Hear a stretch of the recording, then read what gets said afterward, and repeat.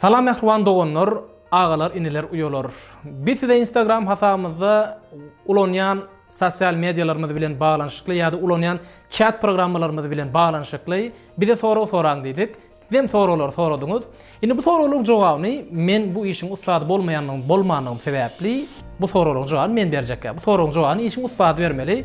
Bugünkü bizim mehmanımız Gurwan Haydarov. Gepleşimize bugünkü videomuza hoş geldiniz. Hoş gördük, sağ olun. Bugünkü videomuzda, bugünkü hasabımızda biz size tomoşaçılarımızın bir de soran sorunu size soramakçı tayin olsanız onu sorularımıza başlayız. İlkinci soru, adamların şahsi maglumatlarının gizliliğini ne derece mümkün? Sebebi köplen şeyli fikir edeceğiz. Ay ulan sorular, ulan geçsinler şahsi maglumatımızı. Bana ne mi yani yetkiye değil ya. Hakikaten hem şahsi maglumatlarımızı üçüncü kurumaların eline geçmeyi bize ne mi ziyan veriyor? Şahsi maglumatımız diyemizde näme misal üçin biz içine biraz girip bilirse şahsi maglumatımızı sadece bir Facebook açtık diyelim. Facebook hesabımızı açtık. Şu yere aslında biz gidip şahsi maglumatımızı özümüzü koyarız şöyle değil mi? Aslında adam ilk başta bize birazcık soğut gerek de birazcık bu meselelerde birazcık köpürek okap, köpürek bilip nämemiz şahsi, nämeni bermelidir. Misal üçün bir telefonla Facebook'a giremizde bizim kontak informasiyalarımızı soraya diyelim. Aslında bu dine bizi de bizim belki 1000 tane diyelim kontaktımız var olsa şu 1000 tane adamın informasyasını başkalara verdiğimiz oluyor. Sadece hem için telefon numaraları var ya da olmasa e-mailler var olsa ya da diyelim suratlarınızı access veriyorsunuz diyelim. Facebook'a ya da olmasa Instagram'a suratlarınızın hemmesine girip bilen olsalar o yerde dinlesin özünüz yok. Şunun için gizlilik nemesi mühim. Dine karşı taraftan size ziyan vermeden belki başkalarına da ziyan olabilir. Şunun için neme paylaşanımızı bizim özümüz çeklerini koyup çizmeli. Sebebi privacy diyemizde değerdir. Köplenç adamlar gidip köplarda öz ver ya da informasyonu. Şunun için mümkün oldukça azrak informasiya vermeli dışarı internette, laytada. Bu mühim oldur ya da bu meselede. İkincisi hem olsa diyeli bir kampanya sizin informasiyalarınız bile milyarlarca dolar pul kazanıyor. Aslında köp zat biz muğut deyip giriyoruz. Misal için WhatsApp ya da olmasa Facebook, Instagram ya da nemelerde öz suratlarımızı, öz informasiyalarımızı o yere veremizden son ne oluyor? Olar şuların üstü bilen bizim informasyamız yok da belki milyonlarca adamın hemmesinin nemesi bilen maglumatlar bilen belki yıllık milyarlarca pul kazanıyorlar. Bu fikir edip görün. Sizin biriniz bir zadınız alıyor, biri geliyor. Şeyle durmuşta internette değil. Sizin bir hovluda duran bir zadınız alıyor, gidip şundan ne diye pul yasaya. Mesela için pul kazanıyor. Epesli milyarlarca dolar kazanıyor. O sen seyredip oturuyan şeydir. Aslında bu neme mesele? Mühim mesele. Bunu küçük görmeli değil. Ay bizim bir zadımız yok. Bizim nememiz var. Bir oğurlanır yani demeli değil. Bu belki özünüzden, belki gelecek nesil eğer diyeli çağınız olsa onlara da ziyan verip bilme nemeler bolup biler. Şunun için hem internette koyan atlarımızı koyamızda şu privacy meselesini göz önüne tutup şunun mühimliğini göz önüne tutup madem aklımızdan neme çıkarmalı değil la bu da hadi. Onun ikinci soru olmasında birinci sorun ediliğinden sorulacak soruların biri iyileşlerimiz de şeyle soraptır. Hasap açan vaatımız, mesela kağıt mail açan vaatımız ya da mail yazan vaatımız ya da bir programda hasap açan vaatımız şahsi maglumatlarımızı doğru ve doğru yazmak doğru mu deyip soraptır. Doğru mu? Yani bu sorunun iki tane cevabı olabilir. İki tarafı var. İlki bilen eğer hasap açan saytınız diyelim bir resmi sayt olsa, bir bank saytı olsa ya da olmasa şahsi gündelik adam tanıyan adamlarınız bilen ulanacağınız bir e-mail olsa onu sizin bilinmeli bolsanız ve anamdar sayt olsa ya da application olsa onu siz öz maglumatlarınızı vermek zarur olup biliyor. Mümkün o yerlerde sizin öz maglumatlarınızı vermek has logişne. Yok diyeli şeyle sosyal medyada şeyle bir hesap açasınız geldi ya da olmasa koşmaça e-mailler açasınız geldi. Bu zatlar için bir fake ad tapıp ne edeceğiniz? Bir şuna bir e-mail açacağınız. Hem açacağın saytlar hesaplarınızı şu e-mailinizi bilen açmak maslahat berýän. Sebäbi köplenç şu bolýar-da, köp bir ýere e-mailinizi berýäňiz, ondan soň ýöne size spam gelýär, ýa-da bolmasa başga zatlar gelip durýar. Üçüncü sorumuz, WhatsApp'ta soňky girdilen täzelikden soň köp ýerde WhatsApp ulanjylary ayağa galdy. Sebäbi şahsy maglumatlary başga ýerde paýlaşylýar diýip. Bu girdilen täzelik nämedi? Bu arada bir de düşündüräýseniz. Näme ütköşüklik girdildi? Mundan öň bolman şu wagt bolan zat ýa-da mundan öň girdilmän şu wagt girdilen täzelik nämedi? Aslında WhatsApp öňden bäri edip gelýär köp bu bizim informasiýalarymyzy ýazyşan atlarymyza däl ýöne diýeli bizim bilen nire kime ýazdyk.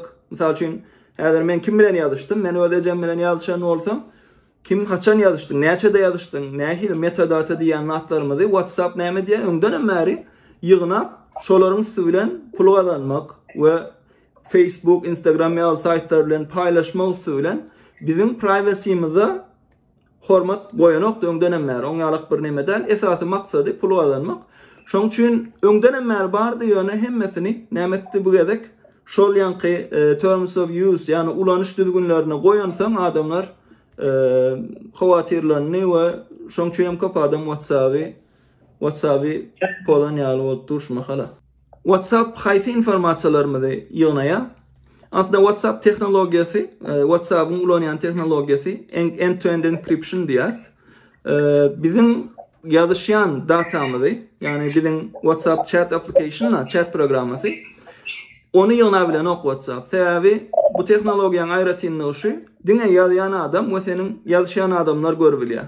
WhatsApp'ı özüm görüp bilmeýär, ýa-da bolmasa bir üçüncü guramada ol informasiýany görüp bilen ok. Ýöne WhatsApp'ın esasy ýygnaýan zady data däl metadata diýen zadymyz. Metadata näme? Metadata biz mysal üçin men bir ýerine ýazýan bolsam, haçan ýazdym, kime ýazdym, ondan näçe tizlikde ýazýan, ýa-da bolmasa aýda näçe gezek ýazyşýas. Men haýsy ýerden ýazdym diýeli men yerleşýän ýerimi alyp bilýär. Şoň ýaly informasiýalary alyp WhatsApp hem beýleki kompaniýalary bolan Facebook ýa-da Instagram da ulanmak üçin ýa-da bolmasa reklama maksatly ulanmak üçin, pul gazanmak üçin bu informasiýamyzy ulanyp bilýär. Şoň üçin WhatsApp bizim datamyz däl, esasy diýişmeýärli metadatamyzy ulanýar we ýygnaýar. WhatsApp, Telegram, Imo, Skype, Signal programmalaryny deňeşdirsek, mesela men howpsuzlyk tarapdan deňeşdirsek ýa-da ulanyşynyň aňsatlygy tarapdan deňeşdirsek, haýsyny ulanmak kaf amatly? Haýsysy bularyň end-to-end teknologiýasyny ulanýar, ýani chatlary goramak üçin gerekli teknologiýany ulanýar. İlki bilen WhatsApp aýtsak, ulanmasy aňsat bolan bir programma we end-to-end hem ulanýar. Ýöne ýan kaýdyşymyz ýaly käbir privacy tarapdan gowdal bolansaň köp adam meni pozmaga başlady. Şoň üçin ilki maslahat berjegim WhatsApp däl, ikincisi Telegram var. Telegram'ım end-to-end teknologiýasyny ulanýan bir chat application'y we öňden Telegram end-to-end bilen gönü gelen okdy. Ýöne indi soňky döwür gelýän ýaly, eger gelmeýän bolsa açıp bolýar-da, end-to-end etip bolýar ýazyşýan atlaryny sekret diýip. Onun üçin ikincisi Telegram var we esasy nemesi iň maslahat berjegim Signal babyrym. Signal nemesi teknologiýasy iň şu mahal adamlaryň iň ynamdary şu mahal end-to-end encryption'ı var we metadatanyň ýygnamaýan bir application programma. Şoň üçin iň maslahat berilýäni şu mahal Signal. Köp adamam şu mahal şoňa geçýär. Sebäbim ýanky girlinlik haklary privacy tarapyndan has gowy bolansaň. Ondan biram Skype bar. Skype ulanylýan bir neme we munyň nemesini dolu bilemok teknologiýa arkasyndaky nemesini. Indi insoňkysyna geleli, gepleşip biljek bir nemämiz Imo programmasy, Imo chat application'y türkmenlerin iň köp ulanýan application diýip bilinär. Imo'da hiç hili end-to-end encryption ýok. Düýünden we bir zat ýazanyňda sizin internetinizi berýän üçin edýän kompaniýa bolsun ýa-da döwlet bolsun arkaýyn sizin ýazyşýan hemme zatlaryňyzy görüp bilýärler. Privacy ýa-da gizlilik diýilen zat düýünden ýok. Şoň üçin imo hiç hili maslahat beremok ulanmagy.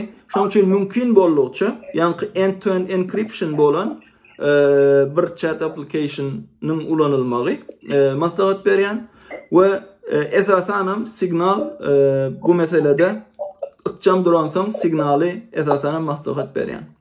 Aýdyp geçesim gelen ýene bir zadym var. Aslında kopardym muny ulananok ýöne iMessage bar iPhone'un ödülüne. Bulam end-to-end encryption bilen gelýär iMessage we bu iPhone'un ödülüne gelýär. Eger işleýän bolsa, ýapyk däl bolsa, ýaşaýan ýeriňizde iMessage ulanmak ýa-da bolmasa FaceTime bilen nemetmek bulam dolu end-to-end encryption bilen gelýär. Ýöne bul diňe iPhone ulanjylar üçin.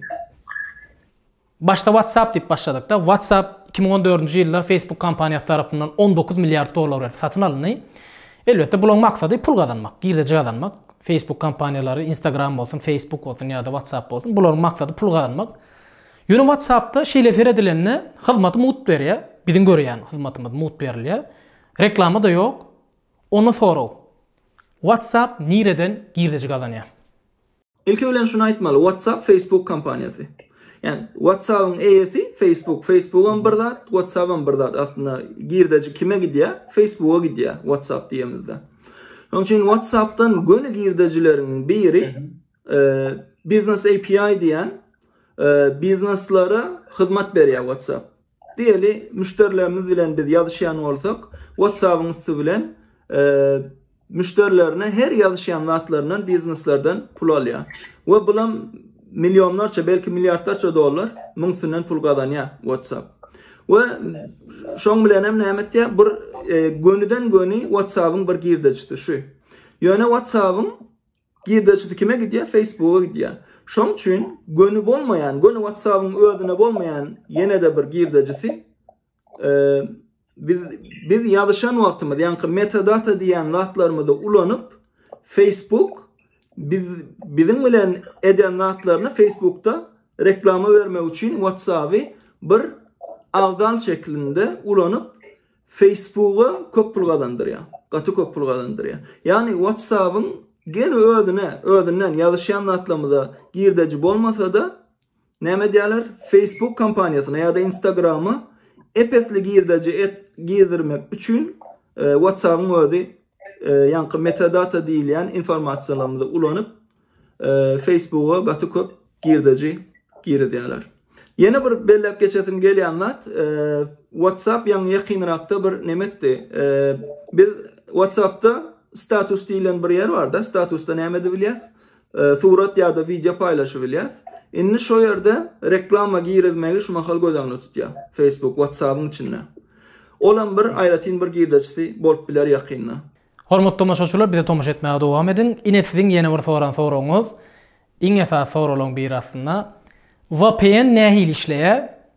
Üçüncü guramalar VPN ulanylanda nire girilendigini ýyzarlap bilýärlermi? Yani bize dinläp bilýärlermi? VPN ulanan adamy dinläp bilýärlermi? Gysgaça jogap bersek, VPN'in bilen gelýän informasiýany üçüncü guramalar görüp bilmeýär. Ýöne häzir VPN näme zat? Birazjyk şoň üstüne dursak bolarmy diýen?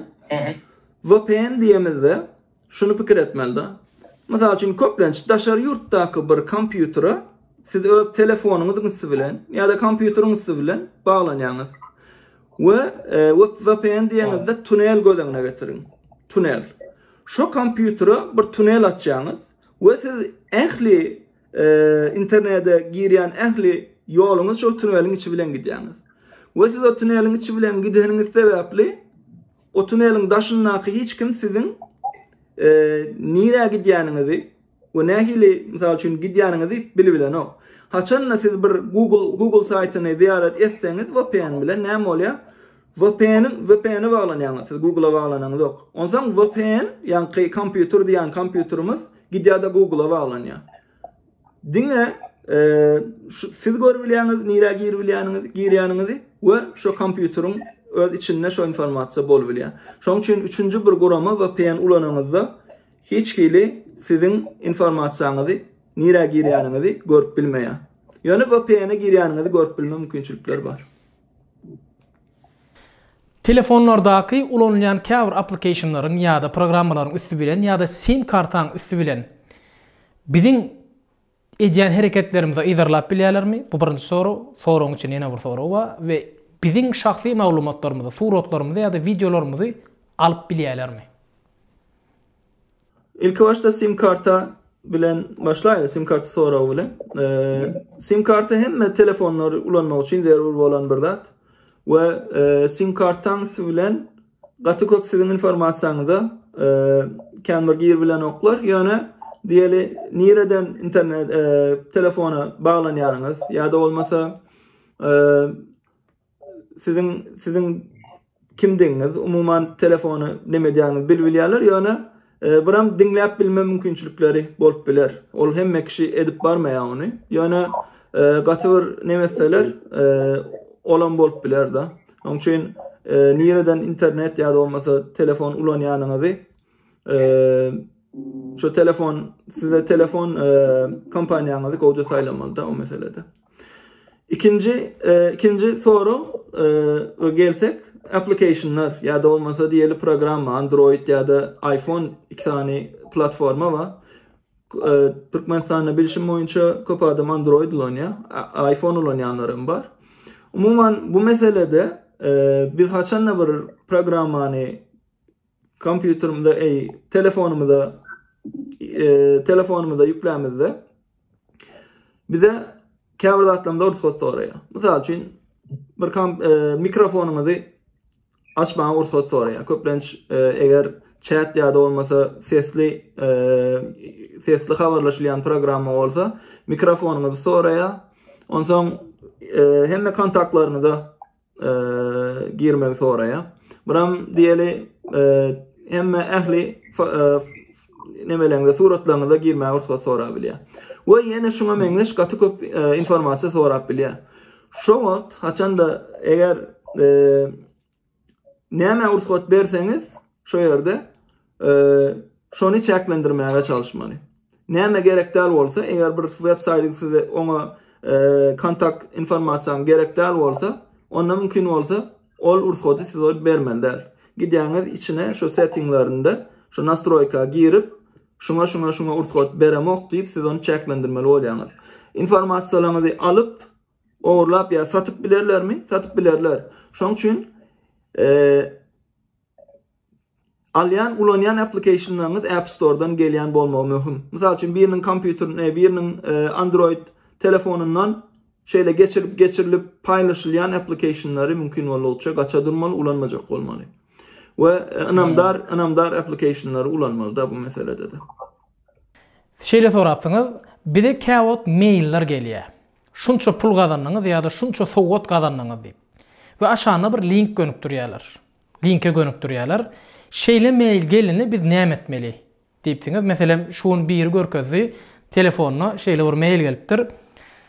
Siz Federal Reserve Bankyndan $8,5 milyon pul gazandyňyz. Aşagda da link goýupdyrlar.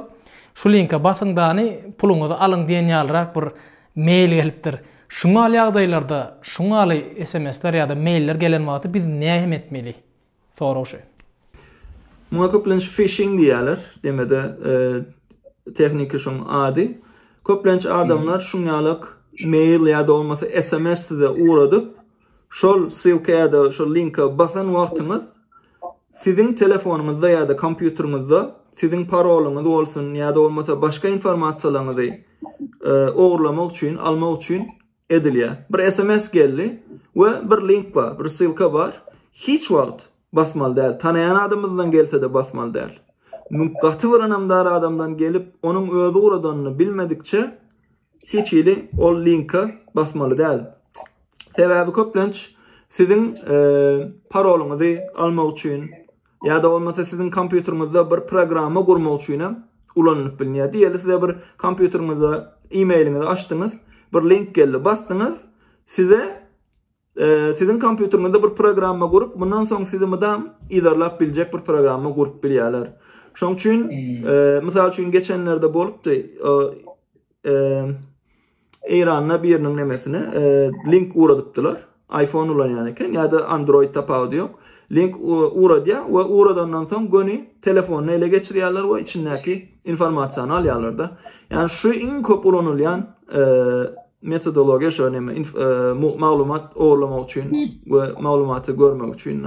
Şoň üçin hiç ili basmaly däl. SMS-de de şoň ýaly, e-mailde de şoň ýaly. Gaty bir oň ýaly e-mailler gelýän bolsa-da blok etmeli da. Doğru.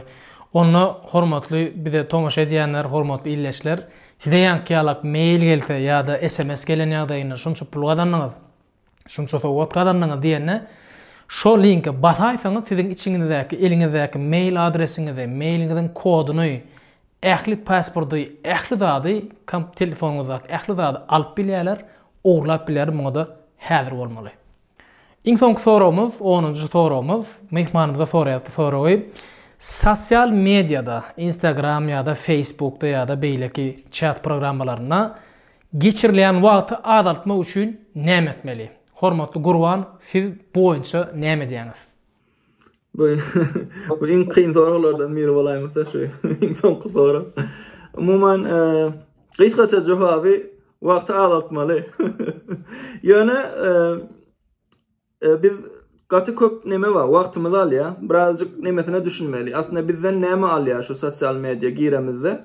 Bizden wagtymyzy, aslında wagtymyzy köp alýar da, wagt, time is money diýerler. İnglisçede bir söz var. Wagt pul diýilýär da. Şoň üçin wagtymyzy geçirýän wagtymyzy azaltmaly. Köplenç telefonlarda nemeler var. Ene sen diýe Facebook'ta şunça wagt geçirdin, şunça wagt gürleşdiň nemesi bolýar da. Misal üçin aýdýasaň şu application, ondan soň şolarda neme goýup bilýän, çeklendirme girizip bilýän, şundan soň öçür ýa-da bolmasa maňa zat gelmesin diýip mümkin bolýança azaltmaly. Sebäbi wagtymyz köp gidýär we biderek wagt gitse de olam biziň durmuşymyzdan alınan wagt bolýar da. Şoň üçin bu soragyň jogabyny men doly bilemo, esasy men jogabym azaltjak bolmaly. Siziň beren gyzykly soraglaryňyza gyzykly jogap beren, soru jogap saýpamyza gelen Gurban Haydarowa köp sag bolsun aýdýas. Gurban Haydarow köp sag bolsun aýdýas beren jogaplaryňyz üçin we ýene de netip bolsa gelecekdäki videolarymyzda, gelecekdäki saýpalarymyzda gatnaşmaňyza sizden şu wagtdan haýyş edýär. Beýle galmasyn netip bolsa ýene de size garaşýar. Hormat edip çağıranyň üçin köp sag bolsun aýdýan menem. Onu näme? Inlik sanymyzda görüşýänçe sag salamat galyn.